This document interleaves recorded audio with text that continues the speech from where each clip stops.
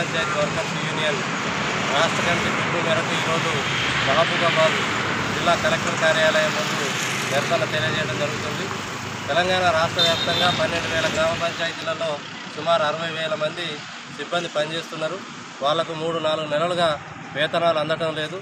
మరి వేతనాలు అందకుండా వాళ్ళు ఎట్లా గ్రామాల్లో పనిచేస్తారని చెప్పి మేము ఈ రాష్ట్ర ప్రభుత్వాన్ని ప్రశ్నిస్తున్నాం. ప్రజాపాలన అని చెప్పబడుతున్న తెలంగాణ రాష్ట్రంలో గ్రామ పంచాయతీ కార్మికుల ఆకలి కేకలు ఎందుకు వినబడటం లేదని చెప్పి మేము అడగదలుచుకున్నాం. అదేవిధంగా ప్రతి నెల 1వ తారీఖున అందరికీ జీతాలు ఇస్తున్నామని చెప్పి గొప్పగా చెప్తున్న ఈ రాష్ట్ర ప్రభుత్వం 60,000 మంది గ్రామ పంచాయతీ కార్మికులను ప్రభుత్వ ఉద్యోగులుగా గుర్తించడం లేదా అని చెప్పి మేము అడగదలుచుకున్నాం. ఇప్పటికైనా ఈ రాష్ట్ర ప్రభుత్వం ఈ వేతనాలు పెండింగ్ ఏవైతున్నాయో అవి వెంటనే ఇవ్వాలని చెప్పి మేము డిమాండ్ చేస్తూ ఉన్నాం. ఇది రాష్ట్ర వ్యాప్తంగా జరుగుతున్న నిరసన కార్యక్రమం. ప్రభుత్వం స్పందించి వేతనాల పెండింగ్తో పాటు ఇతర సమస్యలు చాలా గ్రామ పంచాయతీ కార్మికులు ఎదుర్కొంటూ ఉన్నారు. వాటిని పరిష్కరించకపోతే రానున్న రోజుల్లో పెద్ద ఎత్తున ఆందోళన కార్యక్రమాన్ని ఉధృతం చేస్తామని చెప్పి ఈ సందర్భంగా హెచ్చరిస్తూ ఉన్నాం.